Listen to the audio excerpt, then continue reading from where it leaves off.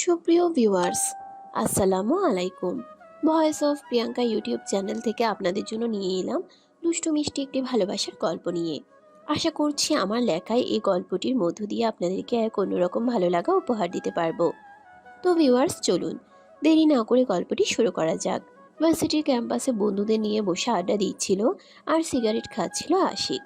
তখনই হঠাৎ করে কেউ একজন পিছন থেকে এসে আশিকের শার্টের কলার টেনে ধরে দাঁড় করায় আর তার গালে ঠাস করে দুটা চড় বসিয়ে দিয়ে বলতে থাকে, এই হারামজাদা, ছোট লোকের বাচ্চা, তোর এত বড় সাহস তুই ভার্সিটির ক্যাম্পাসে বসে সিগারেট খাচ্ছিস? হ্যাঁ, খাচ্ছি। তাতে আপনার কি সমস্যা? আমি তো আর আপনার টাকায় খাচ্ছি না যে আপনার এতে সমস্যা হচ্ছে। আর আপনি আমাকে থাপ্পড় কেন মারলেন? তোর সাহস দেখে আমি অবাক না হয়ে পারছি না। তুই ভার্সিটির ক্যাম্পাসের ভেতরে বসে বসে সিগারেট খাচ্ছিস, আবার তার উপর একজন টিচারের সঙ্গে অভদ্রতা করছিস। তোকে থাপ্পড় মেরেছি, বেশ করেছি। আর কথা বলবি, আরো 4টা দিব। আপনার গায়ে কোথাও লেখা নেই যে আপনি একজন টিচার। আর আপনি যদি টিচার হন তাহলে আপনার ব্যবহার আরও ভালো করা উচিত। তাছাড়া স্টুডেন্টরা কে করলো না করলো সেসব বিষয়ে আপনার মাথা ব্যথা কেন? তোকে কি বলবো? তোর ব্যবহার দেখেই তো বোঝা যাচ্ছে তোর ফ্যামিলি তোকে ভালো শিক্ষা দিতে পারেনি। তোর বাবা মা যদি তোকে প্রপার শিক্ষা দিতে পারতো, তাহলে এইভাবে ভার্সিটিতে এসে সিগারেট খেতি না, আর টিচারের সঙ্গে অসভ্যতা করতি না। এক্সকিউজ মি, দেখুন, আপনি কি চাও নাকি অন্য কিছু সেটা নিয়ে আমার বিন্দুমাত্র মাথা ব্যথা নেই, কিন্তু আপনি কখনো আমার পার্সোনাল ব্যাপার নিয়ে মাথা ঘামাবেন না। আর হ্যাঁ, এটা ভার্সিটি, এখানে আমরা পড়াশোনা করতে এসেছি। সো মা বাবা তাহলে কোনো কথা বলবেন না। বলবো, আমি 100 বার বলবো। তোর বাবা মা যদি তোকে প্রপার শিক্ষা দিতে পারতো, তাহলে তুই ভার্সিটিতে বসে সিগারেট খেতি না। দেখুন, আমি আপনাকে শেষবারের মতো বলছি, মা বাবা তুলে কোনো কথা বলবেন না। শিক্ষার কথাই যদি আসে তাহলে তো ভার্সিটিতে শিক্ষা নিতে এসেছি, আপনারাই শিক্ষা দিতে পারেন। তাহলে মা বাবাকে তুলে কথা বলার কি আছে? যাদের ছেলে মেয়েরা এত বড় হয়েছে, তারা তাদের ছেলে মেয়েদেরকে এখনো পর্যন্ত কার সঙ্গে কিভাবে কথা বলতে হয় সেটা শিক্ষা দিতে পারেনি। তাদের সন্তানদেরকে আমি আর কি শিক্ষা দিব? দেখুন, এমনিতেই আপনি আমার গায়ে হাত তুলেছেন, মাথা ব্যথা খুব খারাপ হয়ে আছে, তাই ভালোর জন্য বলছি চুপচাপ এখান থেকে চলে যান। তা না হলে আপনার সঙ্গে এমন কিছু হবে যেটা আপনি কল্পনাও করতে পারবেন না। তুই আমাকে থ্রেট দিচ্ছিস? আচ্ছা ঠিক আছে, আমিও তোকে দেখে নিব তুই কিভাবে এই ভার্সিটিতে পড়াশোনা করিস। যদি তোকে এই ভার্সিটি থেকে বের না করছি, তাহলে আমার নামও প্রিয়াঙ্কা না। এই বলে প্রিয়াঙ্কা সেখান থেকে সামনের দিকে হাঁটা দিল। আর এদিকে আশিক তখনও গালে হাত দিয়ে রেখেছে। প্রিয়াঙ্কা তার গালে এতটা জোরে থাপ্পড় মেরেছে, সে নিজেকে আর সামলাতে পারছিল না। তার গালে প্রচণ্ড ব্যথা করছিল। হাতের 5 আঙ্গুলের ছাপ গালে স্পষ্ট বোঝা যাচ্ছে। আশিক রাগে ফুসফুস করছে। এই জীবনে প্রথমবার এভাবে কেউ তার গায়ে হাত তুলেছে। তার মা বাবা ছোটবেলা থেকে তাকে অনেক আদর যত্ন করে মানুষ করেছে, কখনোই গায়ে ফুলের আঁচড়টুকু পর্যন্ত লাগতে দেয়নি। আর সেখানে কিনা আজ প্রিয়াঙ্কা তাকে 2 গালে 2টা থাপ্পড় দিয়ে একদম দাগ বসিয়ে দিয়েছে। এদিকে তখনই আশিকের বন্ধু আশিককে বলতে লাগলো, দোস্ত, এই ম্যাডাম যেদিন থেকে ভার্সিটিতে এসেছে সেদিন থেকে আমাদের জীবনটাকে একদম ঝালাফালা করে দিয়েছে। আগে তো ক্যাম্পাসে বসে সিগারেট খেতে পারতাম, আড্ডা দিতে পারতাম, কিন্তু এখন ম্যাডামের জন্য এখন আর কোনো কিছুই করতে পারি না। ও আচ্ছা, এই কথা কতদিন হলো এই ম্যাডাম ভার্সিটিতে এসেছে? দোস্ত, এই তো 1 সপ্তাহ। তুই গ্রামে বাড়িতে গিয়েছিলি, তারপর থেকেই এসেছে। তোকে অনেকবার ফোন করে বলার জন্য চেষ্টা করেছিলাম, কিন্তু তোর ফোন সুইচ অফ ছিল। আর বলিস না দোস্ত, গ্রামের বাড়িতে নেটওয়ার্ক পাওয়া যায় না, এই হলো এক সমস্যা। আমিও অনেকবার তোদের সঙ্গে যোগাযোগ করার চেষ্টা করেছি, কিন্তু কোনোভাবেই মোবাইলে নেটওয়ার্ক পাচ্ছিলাম না, যাতে তোদের সঙ্গে যোগাযোগ করতে পারি। আচ্ছা দোস্ত, বাদ দে এসব। এখন ক্লাসে চল, ক্লাসের টাইম হয়ে গেছে। আর তোর সাথে কথা বলে রাখি, আমাদের প্রথম পিরিয়ডেই ক্লাস কিন্তু ম্যাডামই নেই, তাই একটু সাবধানে থাকিস। ও আচ্ছা, তাই নাকি? ঠিক আছে, তুই এসব কিছু নিয়ে চিন্তা করিস না। ম্যাডামকে শায়েস্তা করার দায়িত্ব এখন থেকে আমি নিলাম। আমিও দেখতে চাই ম্যাডাম আমাদের ঠিক কী করতে পারে। এই বলে আশিক আর তার বন্ধুরা মিলে ক্লাসের দিকে পা বাড়ালো। আর অন্যদিকে প্রিয়াঙ্কা সেখান থেকে সোজা প্রিন্সিপালের কেবিনে চলে গেল। প্রিয়াঙ্কা অগ্নি শর্মা হয়ে প্রিন্সিপালের কেবিনে প্রবেশ করে প্রিন্সিপাল স্যার প্রিয়াঙ্কাকে দেখে বলতে থাকে, কি ব্যাপার ম্যাডাম, কি হয়েছে? আপনাকে এরকম দেখতে অগ্নিশর্মা দেখাচ্ছে কেন? আপনার এই ভার্সিটিতে কতগুলো বেয়াদব পড়াশোনা করে সেটা আমি জানতাম, কিন্তু এত অসভ্য ইতর ছোট লোক থাকে সেটা আমি জানতাম না। তাহলে আমি আপনার এই ভার্সিটিতে চাকরি নিতাম না। কি বলেন ম্যাডাম, কি হয়েছে আমাকে খুলে বলুন তো, একটু শুনি। তখনই প্রিয়াঙ্কা একটু আগে ঘটে যাওয়া সমস্ত ঘটনা প্রিন্সিপাল স্যারকে খুলে বলল। সবকিছু শুনে প্রিন্সিপাল স্যার প্রিয়াঙ্কাকে বলতে লাগলো, দেখুন ম্যাডাম, প্লিজ আপনি অন্য সব ছেলেদের সঙ্গে যা কিছু করেন না কেন, ওর সঙ্গে লাগতে যায়েন না। ওর বাবা আমাদের ম্যানেজিং কমিটির সভাপতি। তাছাড়া ওর বাবার শহরে নাম করা ব্যবসায়ীদের মধ্যে একজন। ওর বাবা চাইলে আপনার মতো মেয়ে দিনে 10টা কিনতে পারে। প্রিন্সিপাল স্যার কোথায় বেয়াদবির জন্য স্টুডেন্টকে শাসন করবেন তা না করে তিনি ম্যাডামকে উল্টো কথা শোনাচ্ছেন। এটা দেখে প্রিয়াঙ্কার মেজাজ অনেক বেশি খারাপ হয়ে গেল। আর সে বলতে লাগলো, স্যার কিছু মনে করবেন না, কিন্তু তারপরেও আমাকে বলতে হচ্ছে। আপনার যখন ওর বাবা মাকে এতই ভয় পাওয়া, তাই আমার মনে হয় আপনার এই ভার্সিটিতে চাকরি না নিয়ে ওর বাবা মার চামচা হয়ে থাকা উচিত ছিল। কথাটা শুনে প্রিন্সিপাল স্যার উঠে দাঁড়ানোর ফিসফিস করে বলতে থাকেন, চুপ, একদম চুপ।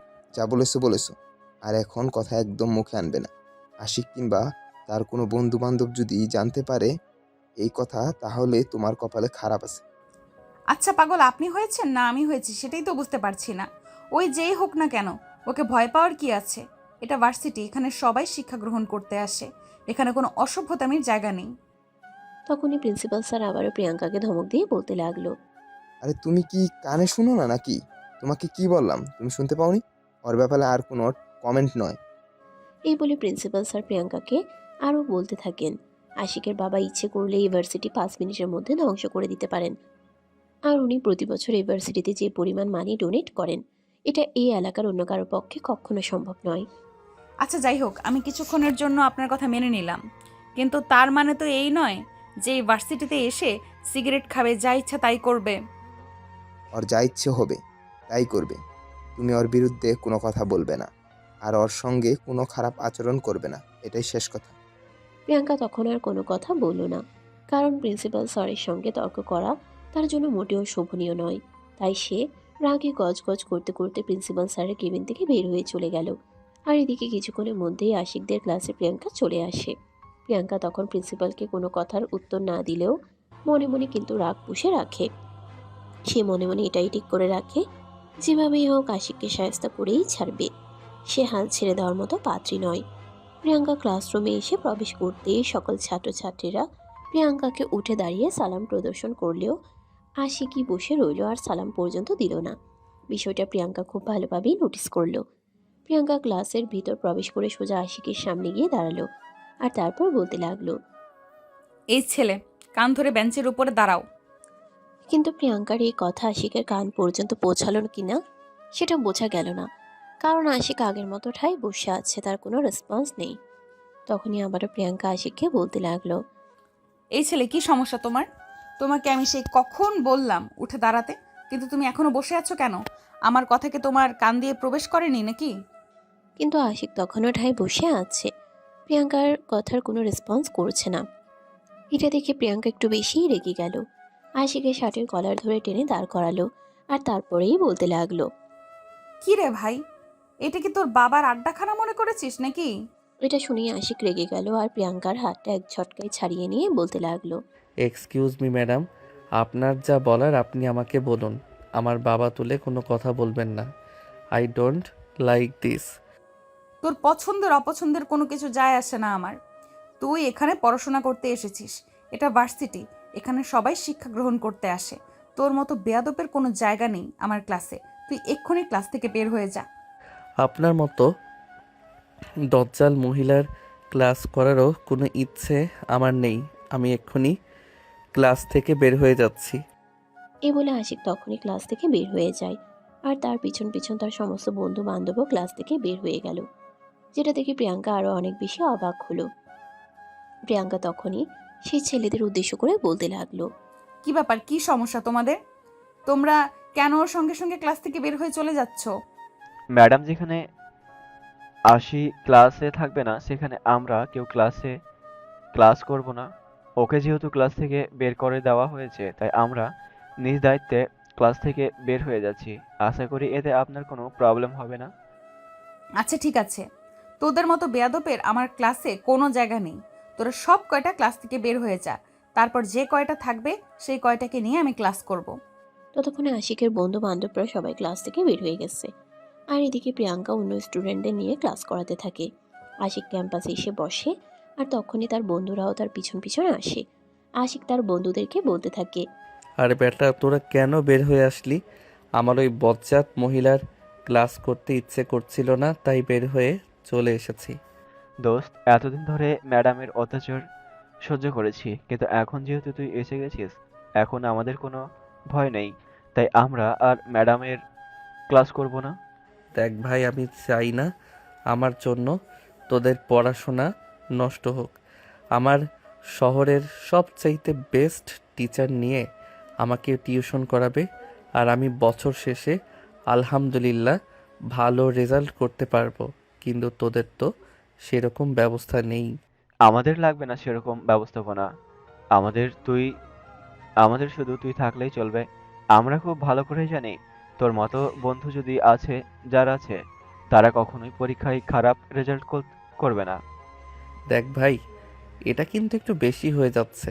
তোদের মা বাবারা যদি জানতে পারে তোরা সবাই আমার সঙ্গে তাল মিলিয়ে ক্লাস না করে বাইরে চলে এসেছিস, তখন কিন্তু তোদের মা বাবারা আবার আমাকে দোষারোপ করবে।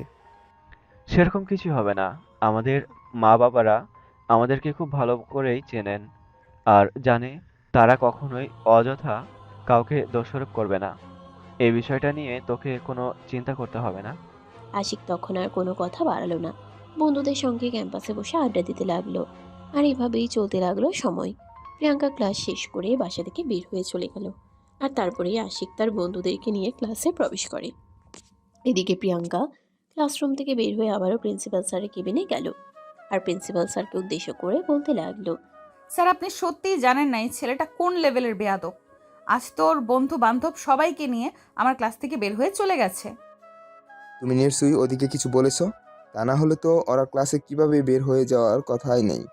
কারণ এই ভার্সিটিতে 3 বছর যাবৎ পড়াশোনা করছে। আজ পর্যন্ত কোনো টিচার ওদের নামে এমন কমপ্লেন করতে পারেনি, যেটা তুমি প্রথম দিনই করেছো। দেখুন স্যার, আমি সত্যিই বুঝতে পারছি না আপনি কেন আমার কথা বিশ্বাস করছেন না, কেন ওদের হয়ে সাফাই গাইছেন। আমি ওদের টিচার, আমি ওদের শত্রু নই। হ্যাঁ, সেটা আমি খুব ভালো করে জানি। তুমি ওদের টিচার, কিন্তু তারপরেও কেন জানি না, আমার মনে হচ্ছে এমনটা, তাই তোমাকে বলা। যাই হোক, তারপরেও তোমাকে আমি রিকোয়েস্ট করে একটা কথা বলি, প্লিজ। তুমি ওদের পিছনে লেগো না। ওদেরকে ওদের মতো থাকতে দাও, ওদেরকে ওদের মতো পড়াশোনা করতে দাও। এটাই সবচেয়ে ভালো। প্রিয়াঙ্কা আর কোনো কথাই বলল না। কারণ সে খুব ভালো করে জানে এখানে প্রিন্সিপাল স্যারের কাছে যত যাই কিছু বলা হোক না কেন তাতে কোনো লাভ হবে না। এই ছেলেকে সাহায্য করার জন্য এবং এই ছেলের বন্ধু বান্ধব সব কটাকে সোজা করার জন্য অন্য কোনো পন্থা অবলম্বন করতে হবে।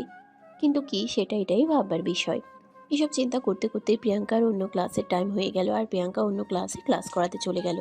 এভাবে সেদিনের মতো দিনটা কেটে গেল। আশিক ভার্সিটি ছুটি হতেই তার বন্ধুদের নিয়ে চলে গেল তাদের আড্ডাখানায়, যেটা তাদের প্রতিদিনকার রুটিন। তবে মাঝখানে কয়দিন একটু বন্ধ ছিল, কারণ আশিক গ্রামের বাড়িতে বেড়াতে গিয়েছিল বললে ভুল হবে। তার দাদু অসুস্থ ছিল, আর তাদের সঙ্গে দেখা করার জন্য এই গ্রামের বাড়িতে যাওয়া। সেখানে যাওয়ার পর আশিক মোটামুটি 1 সপ্তাহ সময়ের মতো ছিল। আর এর মধ্যেই প্রিয়াঙ্কা ভার্সিটিতে জয়েন করে। হ্যাঁ, কারণ তখন সময়টা বছরের শুরুর দিকে, ইয়ার চেঞ্জিং পরীক্ষা। আর রেজাল্ট বের হওয়ার পরেই আশিক গিয়েছিল গ্রামের বাড়িতে। ফ্রেন্ড সার্কেলে একটা মোস্ট ইম্পর্টেন্ট ব্যাপার হলো, যখন আশিক এখানে না থাকে তখন তার বন্ধুরা কোনো কিছুই করে না। মানে হলো, আশিক যখন ঢাকার বাইরে যায় তখন তার বন্ধুরা কখনো কোথাও ঘুরতে যায় না আর খেতেও যায় না। কারণ আশিক যখন তাদের সঙ্গে থাকে তাদের সমস্ত খরচ আশিক বহন করে, তাদেরকে কোনো কিছুই বহন করতে হয় না। আর যখন তারা নিজেরা যায়, মানে যখন আশিক তাদের সঙ্গে থাকে না, তখন সম্পূর্ণ খরচটাই তাদের নিজেদেরকে বহন করতে হয়। তাই জন্যই তারা কখনো একা একা কোথাও যেতে চায় না। আশিক তার বন্ধুদেরকে নিয়ে প্রথমেই রেস্টুরেন্টে চলে আসে। সেখানে এসেই দুপুরের খাবার খেলো, আর তারপরে বন্ধুদেরকে নিয়ে চলে গেল নদীর পাড়ে, যেখানে তারা প্রতিদিনই আড্ডা দেয়। বন্ধুর সঙ্গে সেই বিকেল থেকে সন্ধ্যা পর্যন্ত আড্ডা দিল। সন্ধ্যার পর বাসার দিকে রওনা হলো। আশিকের গালে তখনও থাপ্পড়ের দাগ স্পষ্ট বোঝা যাচ্ছে। আশিক বাসায় এসে কলিং বেল চাপ দিতেই তার আম্মু দরজা খুলে দিল। আশিককে দেখা মাত্রই তিনি চিৎকার করে উঠলেন। হায় আল্লাহ, এটা কি হলো আমার ছেলের সঙ্গে? আমার ছেলে কিভাবে, কে মেরেছে? এত বড় সাহস কার? একদম চিৎকার করে সারা বাড়ি মাথায় তুলে নিয়েছেন তিনি। ওনার চিৎকার শুনে বাড়ির সবাই ড্রয়িং রুমে এসে উপস্থিত হলো। আর সবাই একে একে জিজ্ঞাসা করতে লাগলো কি হয়েছে। ওনার চিৎকার শুনে বাড়ির সবাই ড্রয়িং রুমে এসে উপস্থিত হলো। আর সবাই একে একে চিৎকার করতে লাগলো কি হয়েছে। কিন্তু তিনি কারো কোনো কথার উত্তর দিচ্ছেন না, কান্না করেই চলেছেন। বেশ কিছুক্ষণ পর আশিকের বাবা সেখানে আসে আর বলতে থাকেন। আরে বাবা, কি হয়েছে সেটা বলবে তো? এইভাবে মরা কান্না শুরু করছে কেন? আশিকের মায়ের কান্না যেন আরো বেশি বেড়ে গেল। তিনি আরো জোরে জোরে কান্না করতে করতে বলতে লাগলেন। এই দেখো, কার এত বড় সাহস আমার ছেলেকে মেরেছে। আমি এর বিচার চাই। আমার ছেলের গায়ে যে হাত তুলেছে তাকে আমি 1 ঘন্টার মধ্যে আমার পায়ের কাছে দেখতে চাই। কথাটা শুনে আশিকের বাবা অনেকটাই অবাক হয়ে যান। কারণ তিনি বুঝতে পারেন এই শহরে কার এত বড় সাহস যে ওনার ছেলের গায়ে হাত তুলেছে। উনি এটা কোনোভাবে বিশ্বাসই করতে পারছেন না। তাই তিনি আশিককে বলতে থাকেন। আশিক, কি হয়েছে? সম্পূর্ণ ব্যাপারটা তুমি আমাকে খুলে বলো। আমি তো কিছুই বুঝতে পারতেছি না সব। আরে কি শুরু করেছে তোমরা আমার সঙ্গে? সেরকম কোনো কিছুই হয়নি। তোমরা প্লিজ শান্ত হও। কিছু হয়নি মানে? তুই একদম আমার কাছে মিথ্যা কথা বলার চেষ্টা করবি না। তোর গায়ে কে হাত তুলেছে তার নাম একবার বল, আমি তার হাড্ডি গুড্ডি গুঁড়ো করে ছেড়ে দেব। এই বলে আশিকের আম্মুর চিৎকার ক্রমশই বাড়তে লাগলো। তিনি আশিকের আব্বুকে বলতে লাগলেন। তুমি এখনো এখানে চুপ করে দাঁড়িয়ে আছো? লোক লাগাও, খবর নাও। কে আমার ছেলের গায়ে এভাবে হাত তুলেছে? কে আমার ছেলের গায়ে আঘাত করেছে? যেই ছেলেকে এইটুকু বড় করেছি কখনো ফুলের টোকা পর্যন্ত লাগতে দেইনি, আর সেই ছেলের গায়ে হাত তুলেছে। ওকে তো আমি ছাড়বো না। না, ওর শেষ দেখে ছাড়বো। আরে বউ, প্লিজ তুমি শান্ত হও। এইভাবে চিৎকার করো না। আশিক তোমার একা ছেলে নয়, সে আমারও ছেলে। তার গায়ে কে হাত তুলেছে, কে তাকে এইভাবে আঘাত করেছে, তাকে আমি এত সহজে ছেড়ে দেব? এটা তুমি ভাবলে কি করে? ওর এমন অবস্থা করব যেটা তুমি কল্পনা করতে পারবে না। তুমি শুধু একটু অপেক্ষা করো আর দেখতে রাখো আমি ঠিক কী করি। এই বলে আশিকের মা বাবা দুজনেই আশিককে আর কোনো কথা বলার সুযোগ না দিয়ে সোজা হসপিটালে নিয়ে গেল আর তারপর ডাক্তারের কাছে। আশিক সবকিছুই হতবাক হয়ে দেখছে। আজ প্রিয়াঙ্কা তার গায়ে হাত না তুললে সেটা বুঝতেই পারতো না তার মা বাবা তার জন্য এতটা উতলা হতে পারে। হ্যাঁ, তার মা বাবা তাকে অনেক বেশি ভালোবাসে, সেটা সে খুব ভালো করে জানে। কারণ কোটিপতি বাবার একমাত্র আদরের ছেলে আশিক। আশিকের জন্মের পর তার মা বাবা অনেক চেষ্টা করে দ্বিতীয় সন্তান নেওয়ার জন্য, কিন্তু ডাক্তার পরিষ্কারভাবে বলে দিয়েছিল আশিকের মায়ের আর কোনো সন্তান হবে না। কারণ ওনার জরায়ু ক্র্যাশ ছিল, যার কারণে ওনার জরায়ু অপারেশন করতে হয়। আর তারপর অনেক ইচ্ছা থাকলেও তাদের দ্বিতীয় সন্তান নেওয়া আর হয়ে ওঠেনি। আশিক তাদের অনেক কষ্ট আর শখের সন্তান। ছোটবেলা থেকে আশিকের গায়ে একটা ফুলের টোকা পর্যন্ত লাগতে দেয়নি। আর সেই ছেলেকে আজ কিনা কেউ একজন মেরে এইভাবে আহত করেছে। এই বিষয়টা তারা কোনোভাবে মেনে নিতে পারছেন না। আশিকে ডাক্তারের কাছে নিয়ে এসে আশিকের বাবার সঙ্গে সঙ্গে তার সমস্ত বন্ধু বান্ধবকে ফোন করে এবং সঙ্গে সঙ্গেই আশিকের বাবা সবাইকে হসপিটালে ডেকে নিল। আশিকের বন্ধু বান্ধব সবাই হসপিটালে এসে আশিকের বাবাকে বলতে লাগলো। কি ব্যাপার আঙ্কেল? কি হয়েছে? আপনি এভাবে আমাদেরকে সবাইকে ডেকে পাঠিয়েছেন? কোনো বিশেষ কিছু হয়েছে নাকি? আরে তোমরা কেমন বন্ধু আমি তো সেটাই বুঝতে পারতেছি না। তোমাদের বন্ধুকে কেউ একজন এইভাবে মেরে আহত করেছে, তোমরা আমাকে খবরটা দেওয়ার পর্যন্ত প্রয়োজন মনে করলে না। না মানে আসলে আঙ্কেল, আমি তো আপনাকে বলতে চাইছিলাম, কিন্তু আশিক আমাদের সবাইকে না করো না করে যাতে আমরা আপনাদের কাউকে এই ব্যাপারে কিছু না বলি। এখন তো আমার মনে হচ্ছে যেই মানুষটা আমার ছেলের গায়ে হাত তুলেছে তাকে শায়েস্তা করার আগে তোমাদেরকে শায়েস্তা করি। আরে আম্মু, আমি এটা বুঝতে পারছি না। তুমি আমার বন্ধুদের সঙ্গে কেন খারাপ আচরণ করছো? ওরা কি কখনো আমার খারাপ কিছু চাইতে পারে নাকি? ওরা তো সবসময় আমার ভালোই চায়। তুই চুপ কর। তুই আর একটা কোনো কথাও বলবি না। আমি খুব ভালো করেই জানি তোর বন্ধুরা তোর কেমন ভালো চাইতে পারে। তোর বন্ধুদেরকে আমার খুব ভালো করেই চেনা হয়ে গেছে। আমি প্লিজ তোমরা শান্ত হও আমার সঙ্গে। সেরকম কোনো কিছুই হয়নি যে তোমাদেরকে এভাবে উত্তেজিত হয়ে যেতে হবে আর আমার বন্ধুদের সঙ্গে এভাবে খারাপ আচরণ করতে হবে। তোমরা নিজেদেরকে সামলাও, আমি একদম ঠিক আছি। চুপ কর তুই, মুখটা বন্ধ কর। এখানে শুয়ে থাক, আর এখনই ডাক্তার তোকে দেখতে আসবে। এই বলে আশিকের আম্মু দুজনে আশিকের বন্ধুদেরকে নিয়ে কেবিনের বাইরে চলে আসে। আর তারপরেই আশিকের আম্মু আশিকের বন্ধুদের বলতে থাকে, আচ্ছা, তোমাদের সামনে আমার ছেলেকে কে এইভাবে মারলো? কেন তোমরা তার প্রতিবাদ করলে না? আর কেনই বা সঙ্গে সঙ্গে আমাকে ফোন করে সবকিছু জানালে না? দেখুন, যে মেয়েরা যে তাকে কোনো কিছু করার মতো ক্ষমতা আমাদের ছিল না, কারণ তিনি আমাদের ভার্সিটির নতুন ম্যাম। মানে, ভার্সিটির ম্যামের এত বড় সাহস কি করে হলো আমার ছেলের গায়ে হাত তুলে? সে জানে না আমার ছেলের পরিচয় কি? আন্টি, ওই মেয়ে নতুন এসেছে, উনি আমাদের সবার সঙ্গে খুবই খারাপ আচরণ করে। আমরা চাইলে ওনাকে কোনো কিছু বলতে পারি না। তখনই আশিকের আম্মু বলতে থাকে, না আচ্ছা ঠিক আছে, ভার্সিটিতে নতুন এসেছে বলে মাথা কিনে নিয়েছে নাকি? ওই মেয়ে যাতে ইউনিভার্সিটিতে চাকরি না করতে পারে সে ব্যবস্থাই আমি করছি। এই বলে আশিকের আম্মু তখনই আশিকের বাবার মোবাইলটা নিয়ে ভার্সিটির প্রিন্সিপালকে ফোন দিল। আসসালামু আলাইকুম প্রিন্সিপাল সাহেব, আমি আশিকের আম্মু বলছি। ওয়ালাইকুম সালাম ভাবি, আমি আপনাকে চিনতে পেরেছি। বলুন কি হয়েছে? হঠাৎ এতদিন পর আমার কথা মনে পড়লো? আমি না হয় বিপদে পড়ে মনে করলাম, আপনি তো তাও করলেন না। আসলে কয়দিন ধরে একটু ব্যস্ত আছি, তাই আমি আপনাদের খোঁজখবর নিতে পারছি না। যাই হোক, কেমন আছেন? ভালো আর থাকতে দিলেন কই? শুনলাম আপনাদের ভার্সিটিতে নাকি নতুন এক টিচার এসেছে, সে আজ আমার ছেলের গায়ে হাত তুলেছে। ওই মেয়েকে এত বড় সাহস কে দিয়েছে? কি বলেন? আশিক তো এ ব্যাপারে আমাকে কোনো কিছু বললো না। আমার ছেলে কখনো মুখ খুলে কাউকে কোনো কিছু বলে না, সেটা আপনি খুব ভালো করেই জানেন। আপনি জানেন না ওই মেয়ের চরিত্রে সমস্যা আছে? ওই মেয়ে আমার ছেলেকে মারধর করতে পারে। তাহলে আপনি ওই মেয়েকে আগে থেকে বলে দিলেন না কেন, যেন আমার ছেলের সঙ্গে লাগতে না আসে? আই এম সো সরি ভাবি, আর কখনো এমন হবে না। আমি তো মেয়েটাকে বলে দিয়েছিলাম যাতে আশিককে সঙ্গে কোনো ঝামেলা না করে, কিন্তু মেয়েটা কেন যে এভাবে আশিকের সঙ্গে ঝামেলা করতে গেল আমি তো সেটাই বুঝতে পারছি না।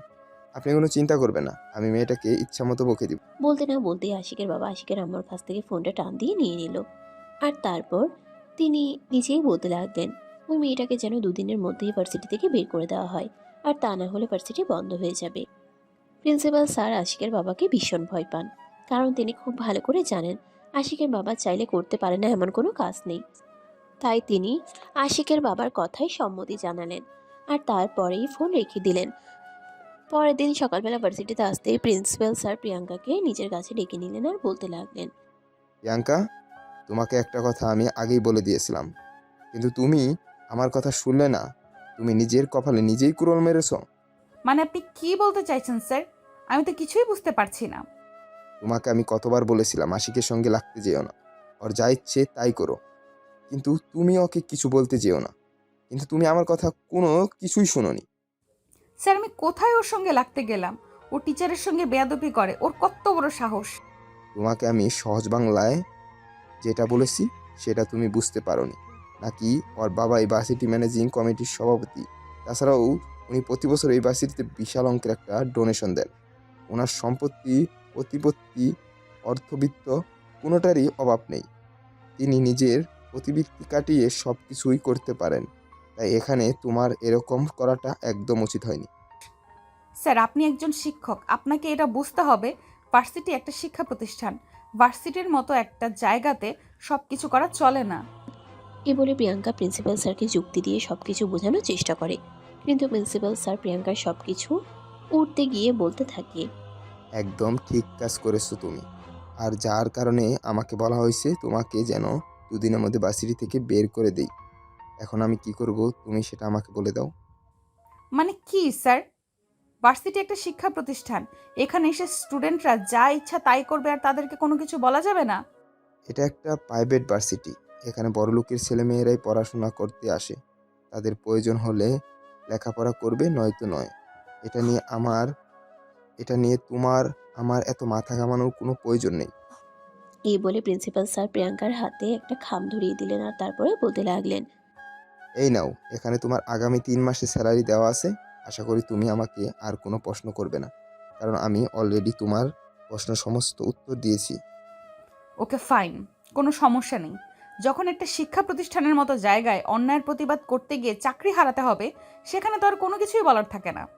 এই বলে প্রিয়াঙ্কা প্রিন্সিপাল স্যারের হাত থেকে খামটা নিয়ে ভার্সিটি থেকে সোজা বাসায় চলে আসলো। প্রিয়াঙ্কা বাসায় আসতেই তার আম্মু তাকে বলতে লাগলো, কি রে মা, কি হয়েছে? তুই আজ ভার্সিটিতে গেলি না কেন? ভার্সিটিতে যাইনি ব্যাপারটা সেরকম না। আমি ভার্সিটি থেকে চলে এসেছি। ওই ভার্সিটিতে আমি আর চাকরি করব না। মানে এসব কি বলছিস তুই? তোর চাকরির পয়সা দিয়ে আমাদের পুরো সংসার চলে। তাছাড়া আমরা সবাই তোর উপর ভরসা করে থাকি। এখন হঠাৎ করে তুই এমন কথা কেন বলছিস?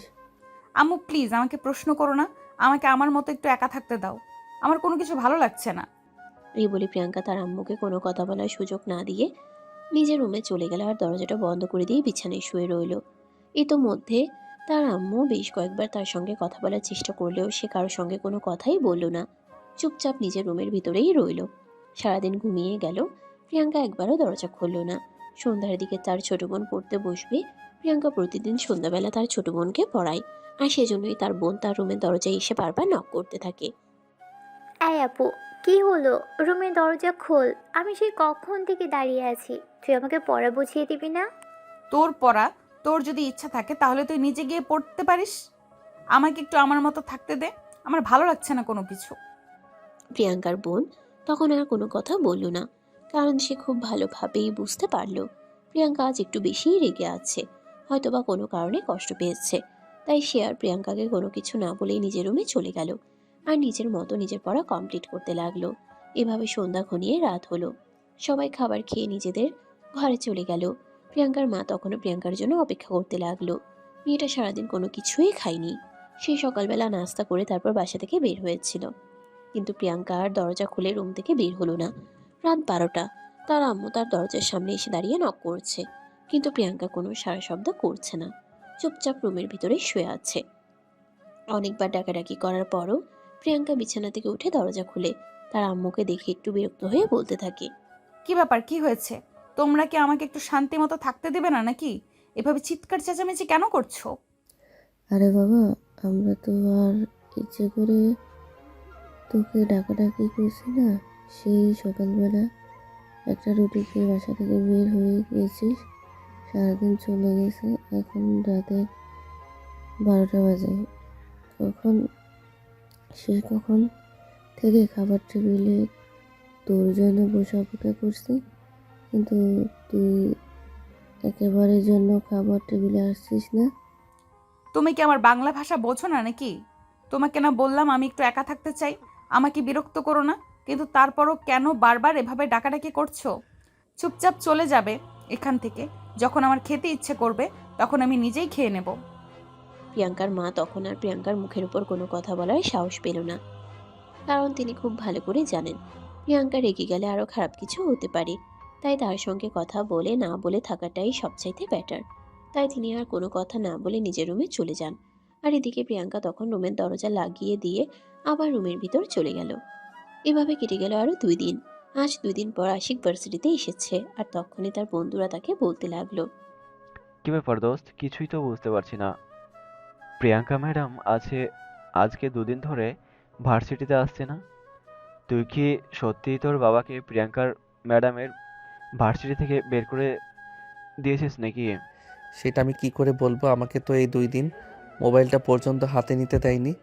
আমি কি তোদের সঙ্গে কোনো যোগাযোগ করতে পারছিলাম না? তাহলে আমি কি করে জানবো? আচ্ছা চল না, আমরা সবাই মিলে একবার প্রিন্সিপাল স্যারের সঙ্গে কথা বলে, প্রিন্সিপাল স্যার নিশ্চয় আমাদেরকে কিছু একটা বলতে পারবে। হ্যাঁ দোস্ত, এটা একদম ঠিক কথা বলেছিস। চল আমরা সবাই মিলে প্রিন্সিপাল স্যারের সঙ্গে কথা বলে, প্রিন্সিপাল স্যার আমাদের সব কিছু বলতে পারবে। যেমন কথা তেমনই কাজ। আশিক এবং তার সমস্ত বন্ধুরা মিলে প্রিন্সিপাল স্যারের কাছে গেল, আর সবাই প্রিন্সিপাল স্যারকে বলতে লাগলো, আসসালামু আলাইকুম স্যার, আপনার সঙ্গে একটু কথা বলতে এসেছিলাম। ওয়ালাইকুম সালাম আশিক, কি অবস্থা তোমার? কেমন আছো? এই তো স্যার, আলহামদুলিল্লাহ, আল্লাহর রহমতে আপনার দোয়ায় ভালোই আছি।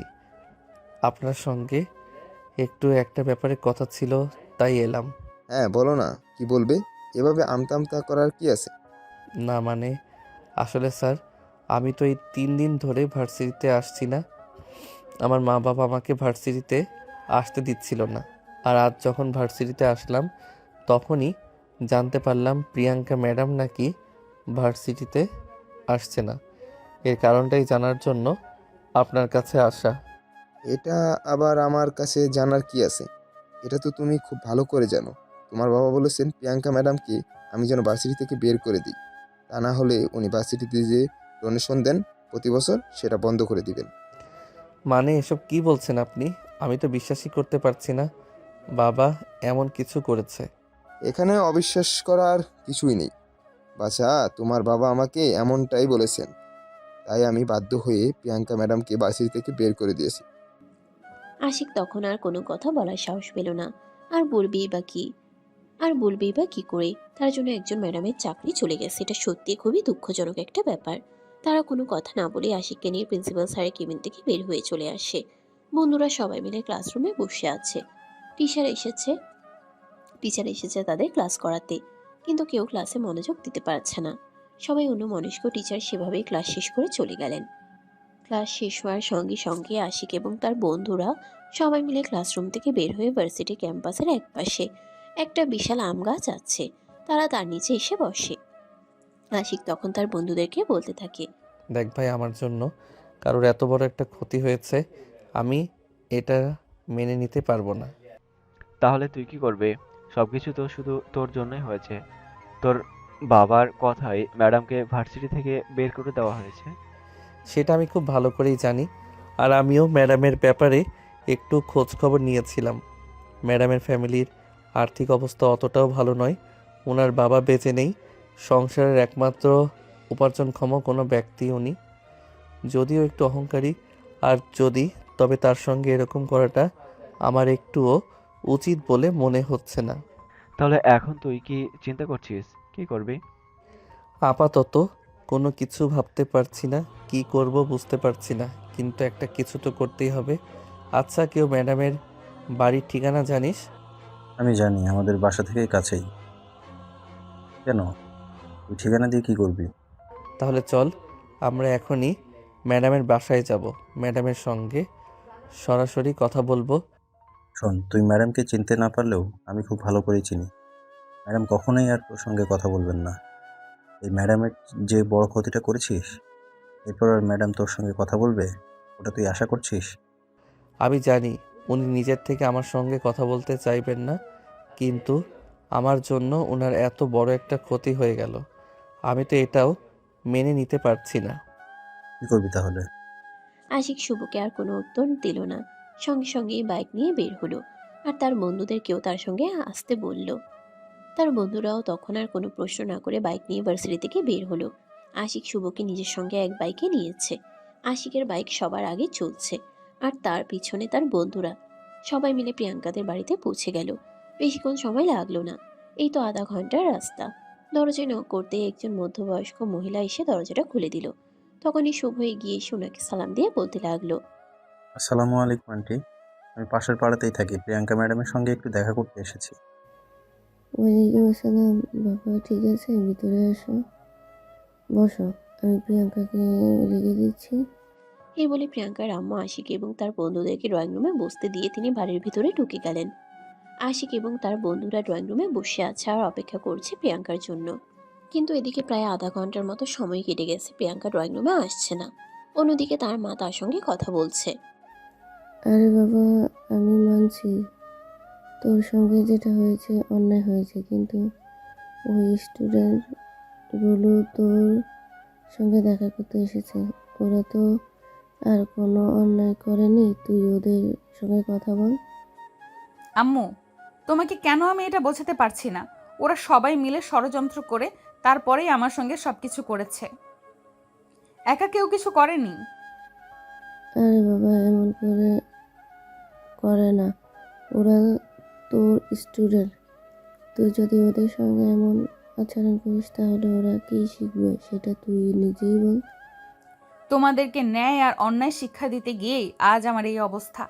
আমি যদি অন্য সব টিচারদের মতো এই সব কিছু সহ্য করে নিতাম, তাহলে হয়তো আজ আমার সঙ্গে এরকমটা হতো না।